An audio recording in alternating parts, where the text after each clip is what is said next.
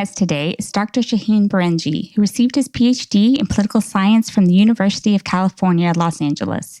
He is currently the Colin Powell Postdoctorate Teaching Fellow in the Department of Political Science and the John G. Tower Center for Public Policy and International Affairs at Southern Methodist University. His work addresses the question as to why and when decision-makers make the choice to cooperate in rivalries. Shahin was also a colleague of mine at UCLA and a friend. Welcome to the show. Pleasure to be with you, Anita. While your research is primarily focused on events during the Cold War, it certainly sheds light on the West's relationship with Russia today as it relates to the Russia-Ukraine war. What do you think of the explanation that the West should take responsibility for the current conflict because it ignored Russia's protest against NATO expansion? I think that that is definitely one interpretation out there, that the West is partly or largely to blame for the current conflict. I mean, if you look at what prominent realists have written, George Kennan, kind of the architect of the United States' containment policy during the Cold War, he wrote an article, I believe, in the New York Times or so in the late 1990s, basically criticizing NATO's expansion into Eastern European countries that had formerly been part of the Warsaw Pact, the Soviet-led collective security organization, right? And so NATO expanded in the first wave in the late 90s and 1999 to include Poland, Czech Republic, Hungary. And people like Kennan actually believed that would provoke Russia, that would provoke them to do something. But yet we kind of ignored that warning. And people like John Mearsheimer, of course, another prominent realist, he's written quite extensively about this, about how despite Russian protests and Russia's clear opposition to NATO expansion, NATO enlargement, the United States and its allies continued to expand it. And in the second wave, countries like Romania, Bulgaria, I believe Slovakia, I think you had some of the Baltic states then enter, Latvia, Lithuania, Estonia, began to enter into the NATO alliance. And by 2015, by 2020, NATO had clearly included almost 30 countries. Most of the Warsaw Pact states, the countries in Eastern Europe that had been aligned with the Soviet Union, became part of NATO.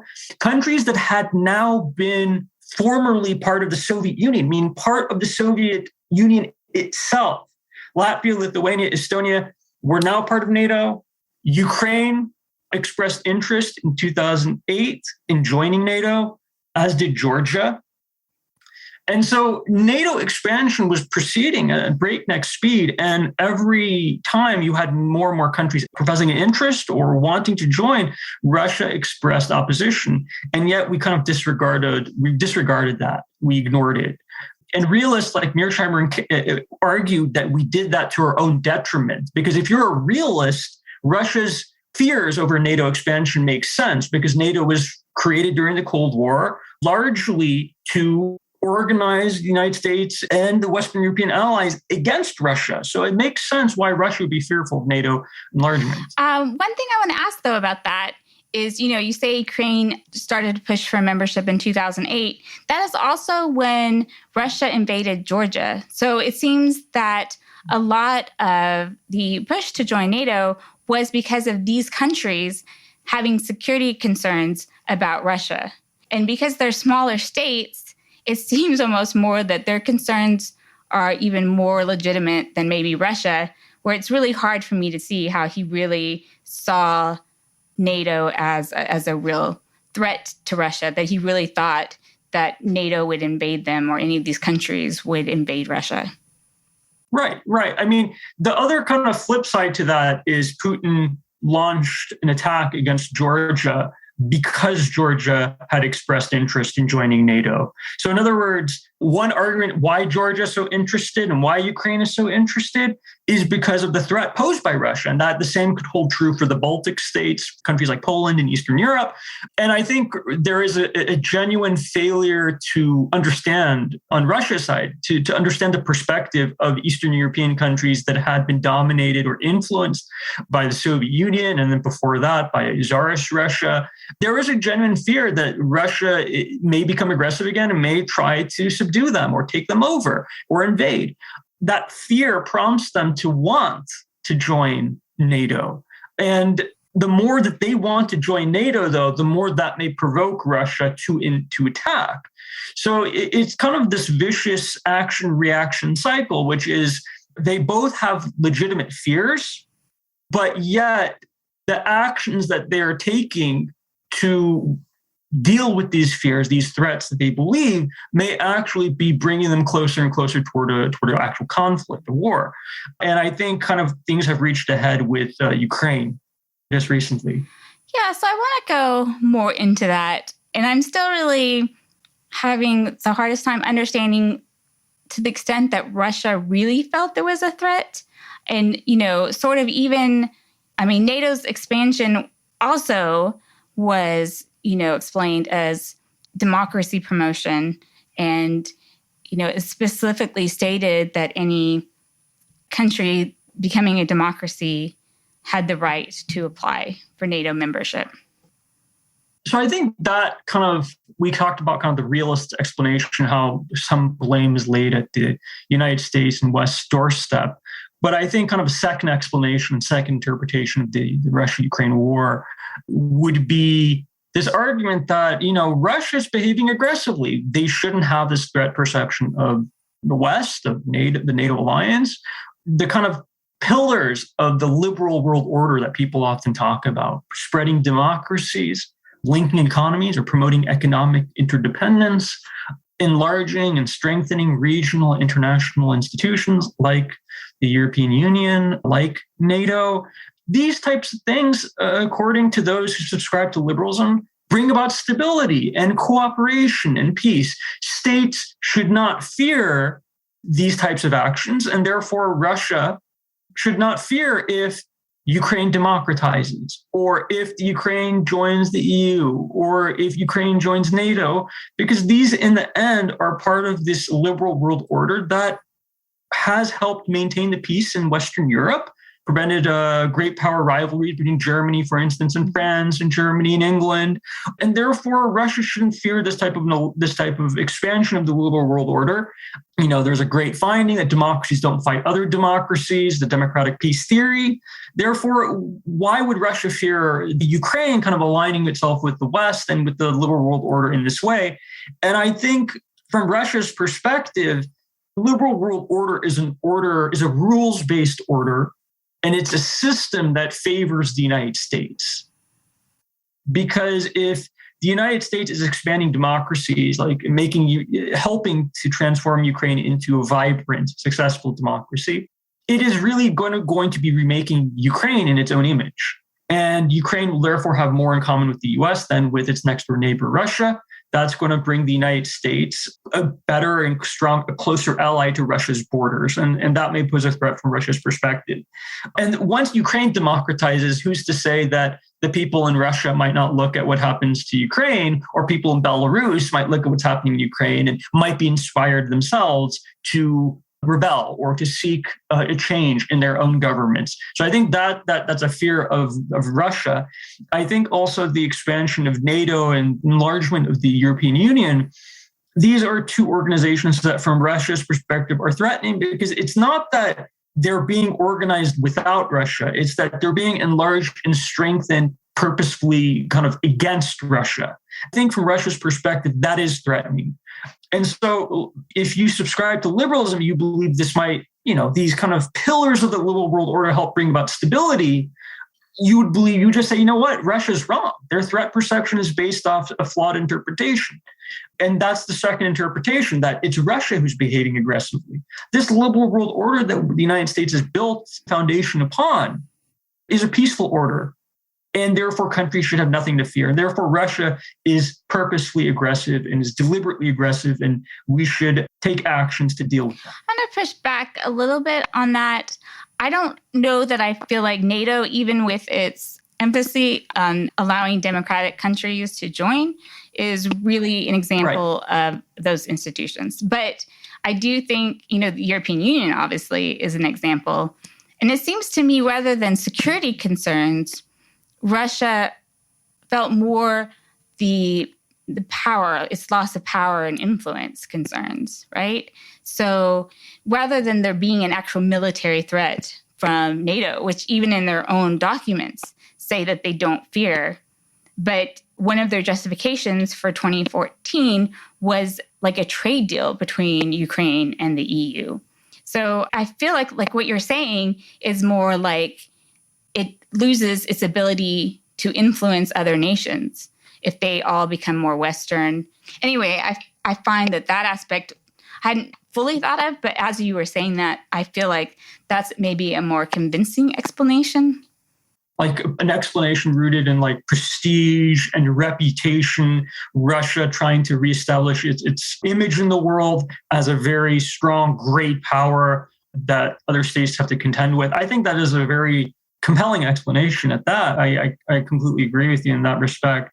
I think Russia's actions in Ukraine right now, if anything, have motivated NATO to mobilize in a way that we haven't seen since the end of the Cold War. You know, NATO, I think you're right. The threat perception that Russia had of NATO was like, there's this organization that's pushing further, closer and closer to my border. But that organization wasn't really that big of a threat because NATO wasn't expanding its military, putting military forces on a large scale on Russia's borders up until recently, with Russia's invasion of annexation of Crimea, and then now recently the invasion of Ukraine. NATO really hasn't sought to militarize many of these Eastern European countries. And so I think Russia's actions and its threat perception, NATO, might be over-exaggerated and overblown in that respect. So I think prestige is part of it. I think, though, also just general influence is part of it, too. Like being not just the prestige, but being able to have some influence over Ukrainian decisions. I think, obviously, this wasn't the outcome that he wanted. He wanted NATO to be fractured. I mean, that could even explain some of his timing to a certain extent. Whereas, during Trump, NATO was weakening. This might break any progress the Biden administration was making and trying to, constitute. Betting on the fact that there would just be such different security concerns among the members, which has been, this united front and strengthening took everyone really by surprise. I certainly had been studying the sanctions angle, and we had been talking about this in the lead up to the conflict. And there was a lot of uncertainty of how far Germany would go because of its dependence on Russia for these issues. And I think it may have even taken Germany by surprise to some extent how far it decided to go, really based on this emotional appeal that Zelensky made, which I also argue is part of the problem of deterrence, right? Sanctions should be about deterrence. If you don't know what those sanctions are going to be or how strong they're going to be, then how can you effectively be deterred? But obviously, that's what I think he was trying to break that up. And I also just want to, I'm not going to go deeply into it, but, I think there's a point, and I was listening to a podcast from CSIS called The Trade Guys, and one of them made the point that Russia's not a trading nation, it's a commodity producing nation. And they they're very different actors on the world stage. So they don't have sort of these business to business connections as much, right? And I think this argument that I find very upsetting or annoying, that liberalism is naive because it expected, to bring this together, is sort of a very simplistic idea of liberalism. And some of the things I try to work on in my own research, putting conditionality on it. And it's different to include a country like China, where there's so much deep linkages, in the supply chain and those, right? But you don't have the same problems in sort of the integration. So, a product, as I try to explain to my classes and elsewhere, one product is made, parts of it is made in like 8 different countries, right? And then you assemble it. If it's car manufacturing, it crosses the Canadian and Mexican border at least 6 times. I'm almost sure of that number. And so, but Russia, because it largely exports natural resources, isn't integrated into that in the same way. And I think, it showed this concern of the West being able to take action against it in this manner. Obviously, they did not anticipate, and a lot of people have shown since 2014, this is why Putin was trying to build these reserves, because it knew that it would probably lose these revenues through sanctions. But obviously, they didn't fully take into consideration of the idea that their banks could be cut off and they couldn't access, right? And that the difference, and then, storing a whole bunch of millions of cash in your vault, which no one does. And again, I think these tools have never been used before. So, even economists didn't really anticipate them. And the weaponization of them is sort of an ongoing discussion as well. So I also want to talk about an important element of your work, which talks about when you're talking about why decision makers make these decisions cooperate, you talk a lot about being able to empathize, that these leaders to empathize the concerns of the other side. So I wonder if you could talk about that. In my work on the end of the Cold War, I really study the different summits between Soviet General Secretary Mikhail Gorbachev and U.S. President Ronald Reagan, and the dramatic progress they were able to make on various issues in arms control, including in medium and intermediate range nuclear armed ballistic missiles, led to the INF Treaty, the signing of that in 1987, a historic treaty that basically banned or eliminated ground-launched medium and intermediate range ballistic missiles. But what I found in why they were able to make progress was because Gorbachev especially was able to empathize. And by empathy, I'm not talking about sympathy. There are multiple definitions of empathy. One definition of empathy is essentially being able to take the perspective of your adversary, of your rival. It's being able to put yourself in the shoes of the other side, reflect on the thoughts and feelings of the other party without necessarily having to share it or share them on an emotional level. And that's exactly how Gorbachev was able to understand, okay, the United States clearly views the Soviet Union as a threat. And they view the Soviet Union as a threat because of these types of ballistic missiles, because it has such a large conventional military force, right? These are the reasons why NATO fears us. This is the reason why the United States fears us. Well, how about we start to tackle systematically those main issues, those problems that are at the heart of the dispute that makes the United States insecure. And Reagan, to his credit, gains a better sense as to Gorbachev's perspective, especially at the Reykjavik summit. They both learn that they really have this aversion to nuclear weapons, that they both really want to reduce and hopefully sometime down the line eliminate nuclear weapons because of how deadly and destructive these things are and how dangerous they are.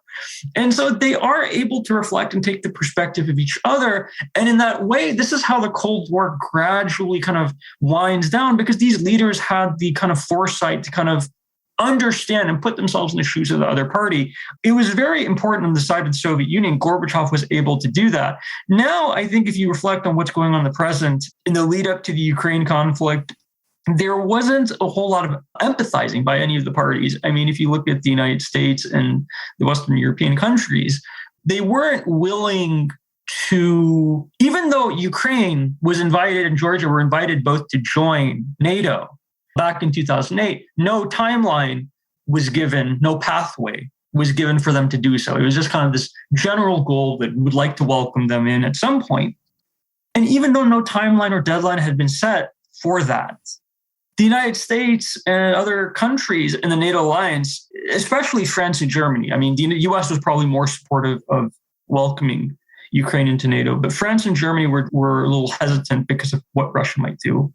And the United States was unable to reflect on, and its allies on how much Russia feared NATO expansion, especially as it related to Ukraine and Georgia. And I think the fact that the United States didn't make any sort of let's just talk about the Ukrainian perspective. We kind of get into the kind of policy implications. The Ukrainians didn't make any concessions on this kind of issue of NATO, the EU, or Russia's other kind of concern regarding the status of Russian minorities in Ukraine. The Zelensky government had been taking some steps to reduce or ban the usage of Russian in schools and state institutions. So there was some concerns that the Russians had about Ukraine entering NATO and entering the EU and Ukraine's policy towards Russian speakers. And Ukraine didn't really address these types of issues in the lead up to the war. Russia, of course, there's a total failure of empathy because Russia's, as I said earlier, they're just, at least especially Putin's, not thinking about the perspective of Eastern European countries and, well, why do they feel pressured? Why do they want to join NATO so badly? It's because many of them fear a possible invasion and attack by Russia. So I think if you survey the situation, you look at it, I think there is definitely a lack of empathy on all sides. And I think moving forward, if we're thinking about how we can resolve the Ukraine conflict, I think these different parties will have to take into account the interests of the other side to some degree. And that in that way, you can kind of move forward and craft an agreement, hopefully one that's long lasting and durable in the future. I want to pick up on that. But first I want to ask you, so I'm just really thinking of like the relationship up to 2008 when Russia invades Georgia, and you have George W. Bush, being like, I looked into this man's eyes and I saw his soul, and that sort of relationship. Right. I think a lot of what you're saying was more of a reaction to Russia's increasingly aggressive actions afterwards. But I mean, I don't know. Do you have any comment on that? The extent that the U.S. really was trying to empathize? I think there's definitely something true. There's definitely something there. I think the United States did make an attempt to improve relations. I mean, Obama had that famous reset with Russia. I think it was called New START, new type of strategic nuclear weapons reduction treaty. It was kind of important. I remember, I believe it was Mitt Romney. He was running for the presidency in 2012, and he said one of the biggest threats was Russia. And Obama came out and said, well, we're not living in the Cold War anymore, right? The Cold War is over. And yes, I mean, Obama did take a number of steps to try to improve relations with Russia. But if you kind of look at overall U.S. policy, particularly there was an attempt to improve relations with Russia in a couple of issues like arms control, nuclear weapons reductions. But if you look at the overall issue of NATO expansion and NATO enlargement and EU expansion, Russia's concerns with respect to these issues were not addressed. And let me just kind of go into the details of why NATO is threatening. It's not just about NATO. NATO has actually led a number of military campaigns. Like if you think of the US-led coalition to bomb Serbia and especially and also Bosnian Serbs, when many of these former republics became independent in the former Yugoslavia, you had these civil wars. The U.S. intervened in that respect, and it intervened with NATO. And in the war against Serbia and Kosovo, the U.S. again, with some support from NATO countries, did that. NATO's involvement in other campaigns, the war in Afghanistan, for instance, NATO countries were involved there. And you think about the kind of no-fly zone in Libya. So NATO has been involved to some degree in certain military ventures. And I think from Russia's perspective, you're just expanding, enlarging, and strengthening the most powerful military alliance in the world right now. And so from Russia's perspective, that could pose a threat. So I think you're right. There were attempts to improve relations. And we can talk about NATO like being an exception to that, but like in other areas, arms control or economic relations, there were genuine attempts to improve relations with Russia. But NATO, EU enlargement, American democracy promotion around the world, in the Middle East, in Eastern Europe, that has been kind of at the heart of Russia's concerns. I don't know that the West could address, to their satisfaction, like democracy promotion. Yeah, I think that. And we can always, I think we can talk about this more, but I think democracy or the democratization of Ukraine didn't pose the greatest threat to Russia in as much as in EU enlargement. I think NATO especially is the issue. If you look at something like Finland or Austria, Sweden. These are countries that are not in NATO. Right. They are a kind of neutral country, so to speak, but they're part of the EU. Mm-hmm. And Finland has an 800-mile border with the former Soviet Union, now with Russia.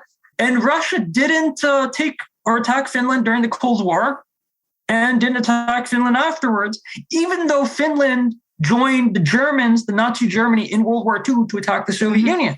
Yeah, I mean, that's true. And now Finland wants to be part of NATO because it feels like that. Now Finland wants to be part of NATO. This is the fact. But you think about why Russia left, or the Soviet Union left Finland alone. I mean, and Russia and Finland have this back and forth relationship. The Soviet Union invaded Finland, and then when the Nazis invaded the Soviet Union, the Finns wanted to join in. I mean, if you think about that relationship, though, the Soviets didn't decide, despite the fact they were so much more powerful than Finland, they didn't decide to, during the Cold War or even afterwards, we're going to invade Finland, because Finland opted to stay neutral. The Russians were able to tolerate, like, okay, you want to have a democratic system, you want to do that, that's fine. You can have a vibrant, a thriving democracy. But I think that the kind of condition to that was you cannot join NATO. And I think the Finns, up until that point in time, up until now, have largely kind of adhered to that point of view, because it hasn't brought them into conflict with the Soviet Union and now with Russia. I mean, it's largely been a deal that has worked. I think, though, there's a big difference between Finland and the Ukraine, because Finland was never part of the Soviet Union, right? And so the fact that it developed, the democracy, they were always sort of neutral but slightly adversarial countries, not on the same side of things.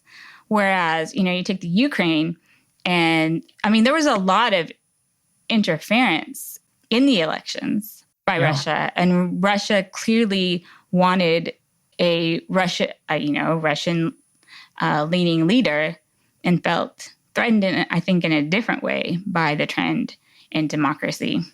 Sort of in this context, how do you think that there could be a lasting solution to this war? Because one of the things that I worry about, that I'm critical of, I think, is these massive sanctions.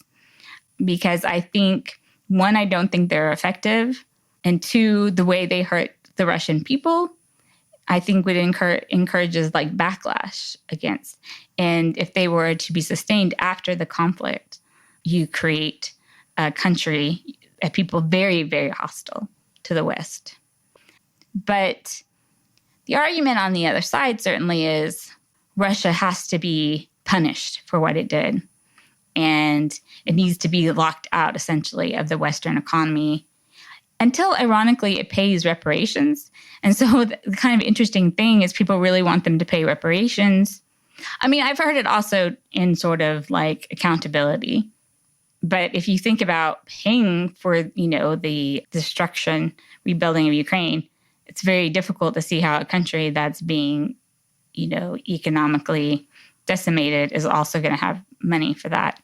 But at the same time, I understand why people are saying that if Putin remains in power. The problem, I think, if Putin doesn't remain in power, is very easily leads to instability in Russia. And I don't think that's good for the West. I think we could even end up with a worse situation. But at the same time, nobody wants the same resolution that we originally had after the 2014 Crimea. We definitely don't want Putin to be able to, rebuild the military or feel like that. So you were mentioning about the sides empathizing with each other. So how do you think that would work in the long term?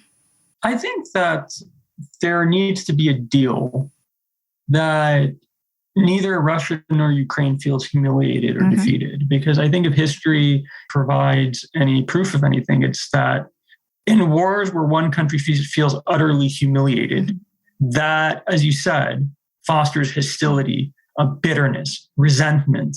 And that's going to lead to a situation where you may have an even worse leader in the future, or you may have a worse situation. And I'm thinking about, how Germany was treated after World War I. And then how that kind of really does feed into the rise of the Nazis, really. Absolutely.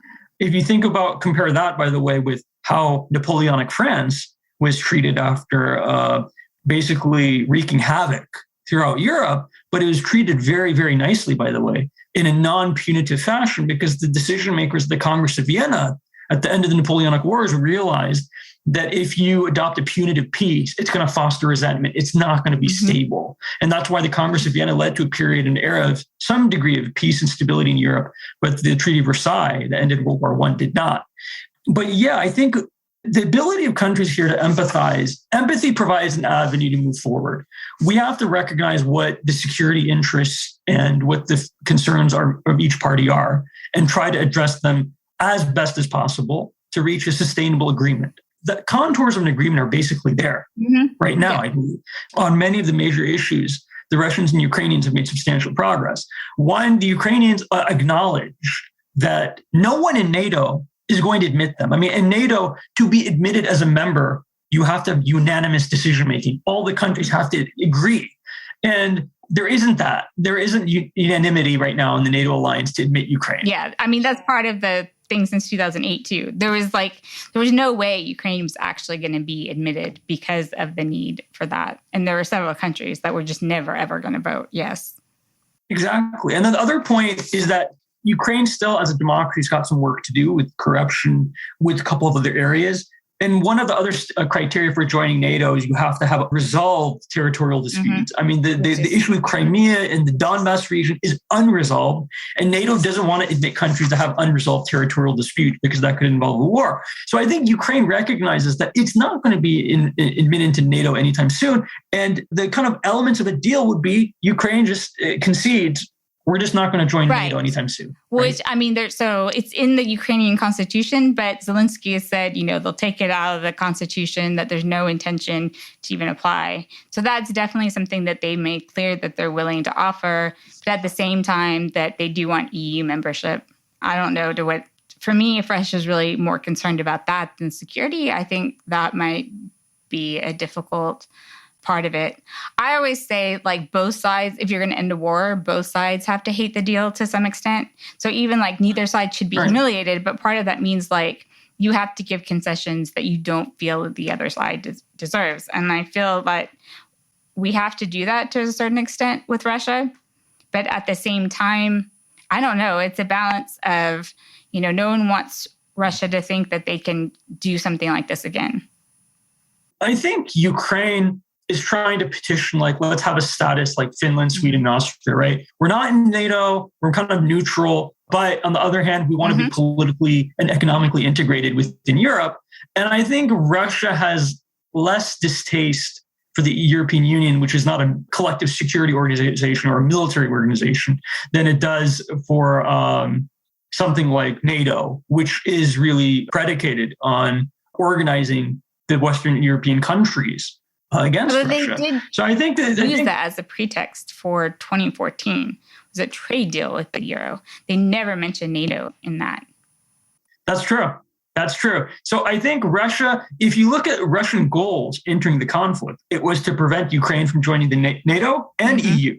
And I think the way the war has worn on, and it hasn't gone according to plan, I think Russia is at this point being pressured to accept perhaps an agreement here where it's okay, Ukraine won't join NATO, but if they join EU, so be it. I think Russia wants some more rights for Russian speakers in Ukraine and respect for their rights, especially in the eastern parts of Ukraine and other parts of Ukraine as well. So I think the Ukrainian government can easily make those types of concessions. I don't think that's going to really impose costs on Zelensky's government. Putin has made a big to-do about the Ukrainians are dominated by right-wingers, and there's a lot of Nazis in the country and this and that. And he's made a big argument about that. Which is, I think, a problem, because I think people tuned out to him any legitimate concerns when he said, about Nazis. Of course, the concerns in our own democracy was sort of echoing those comments.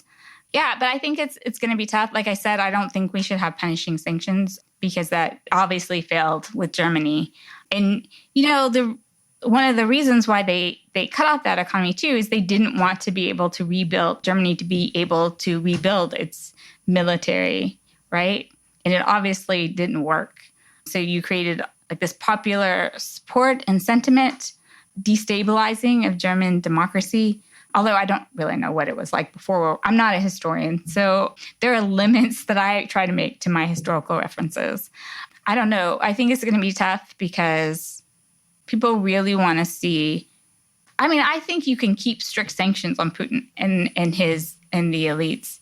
I think they're doing that in new ways that are important. But people, the sentiment in the West, and maybe it's just populations and the governments can get past this, but this idea that we have to punish Russia, we can't give them the same sort of access. I think this is really dangerous to our universities and stuff, which, makes no sense to me. But I think trust is going to be a big element in sort of in what you say in your work about establishing trust. And how does that even happen? Yeah, I just want to piggyback off what you said about sanctions. I think Russia needs to be obviously punished for the invasion of Ukraine, and it is appalling, right, and shocking. But on the other hand, if Russia is punished after a deal is still reached, and it's continuing to be punished well afterwards, the fear is that Russia may decide, well, if I'm just going to be punished regardless of what I do, why shouldn't I continue to act aggressively and act out? I think the way the sanctions were unveiled, the downside and the danger was that there wasn't this discussion of, okay, we're implementing sanctions, but if Russia makes a deal, maybe some of these sanctions, and if Russia implements the deal, not just makes a deal, but if Russia makes a deal, implements a deal in good faith, some of these sanctions, especially as they affect the Russian people, may be relaxed. That element, the flip side of that it might be relaxed if Russia makes and implements a deal, that I didn't hear a lot of discussion about. And I think that's dangerous because you could push them in the Russian population to be more aggressive. And that's something that we've talked about. One thing that some of us, so it's so funny because all the stuff you read by all the political science and economists who explicitly deal with sanctions think that this move is dangerous to how much we've sanctioned, like that it can work as long as you make it part of the negotiation process, right? You don't just, that you can say we resolved the conflict and we are going to relax these sanctions, or you withdraw all your troops. And we can even have a process, right? Because the sanctions literature is very clear how rare sanctions actually work, any kind of sanctions. And even the Congress has a report from maybe 2022 or 2021 saying, yeah, that sanctions really work. Like maybe they work 30% of the time. So yeah, it's kind of, hopefully that's part of the process, but it's dangerous, I think, to some extent because Biden has never said that. He's never prepared the public for that. And no one else is saying that too. But all the non-sanctioned people that I read in the policy world are like, yes, we must keep these on, right? And I don't think there's a full understanding of the way sanctions work and motivate behavior. No, I agree. I agree entirely. And I think if you reflect on the lead up to World War II, sanctions can actually push countries to behave more aggressively. If you think of the lead up to World War II, Japan was already behaving aggressively well up until 1939, 1940, 1941, all across Asia. But when the United States announces we're placing an embargo on oil and other valuable commodities to Japan, we're not going to sell you these types of things that you need. And Japan's an island nation. It needs access to oil, other natural resources. When the U.S. places some sort of embargo like that, that pushes Japan to behave. It was already behaving aggressively, and it pushes Japan to even behave more aggressively. It's important to the explanation of why Japan would attack the United States, knowing, and I think one thing that I talk about is when countries feel like they don't have much to lose, right? Because they could not function without oil, your ships and all these things. So if you feel like, well, our ability to accomplish our goals, we can't do that, then whether they expected, what response they expected from the U.S. is a subject of historical debate. And I think there's that real concern with Russia. To what extent are all these things essential declaring war? I mean, in some sense, I feel like if Putin feels like he's going to lose everything, that we certainly have to give him an out and in the danger of making him feel like he's going to lose everything, even lose power in Russia, would make him act, more aggressively and more willing to use nuclear weapons. I mean, that's part of the theory of why any country would use nuclear weapons, is the fact that, and I've studied this a lot more in the North Korean case, but, if I'm going to lose everything anyway, then, it makes sense to, take a lot of people out with me, or maybe take the 1% chance that it will change your position. Yeah, I mean, that's the real danger here. And I think this is why countries need to start exercising some degree of empathy, take the perspective of their rivals, because it's only by doing so. And by the way, exercising empathy doesn't mean you're appeasing your adversary, doesn't mean you're showing weakness. This is actually in line with the very old realist tradition from the 19th century. The decision makers and leaders at the Congress of Vienna, when they created a European order and ushered in a new age of relative stability after the defeat of Napoleon, when you had no world wars between 1814 to 1914, it was based on the fact that I'm going to take into account the concerns of my adversaries. And in return, they're going to have to take into account my concerns. And in this way, we can have an understanding and mutual accommodation. I think given what you just said, if Putin does feel cornered and does feel like he has few options, and it doesn't make a difference what he does at this point because he's so heavily sanctioned and so heavily pressured by the rest of the world, there is the threat that he may just escalate further. And my fear would be that he wouldn't use strategic nuclear weapons, like, weapons to destroy population centers and entire cities. My fear is that he would begin the escalation by using tactical nuclear weapons, which are smaller nuclear warheads that are designed to have a more limited radioactive fallout, but that are designed to take out usually troop concentrations and troop formations.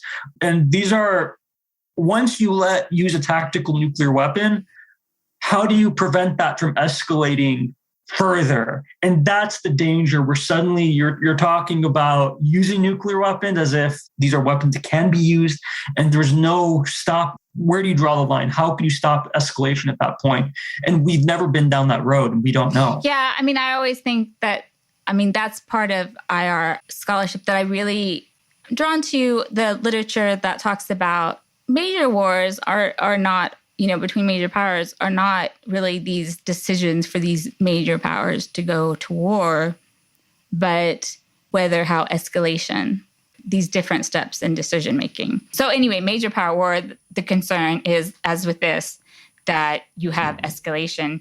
In the beginning of this conflict, Russia and the United States established a hotline, which is if you accidentally kill, some American soldiers who weren't directly in Ukraine, I don't know, but things like that.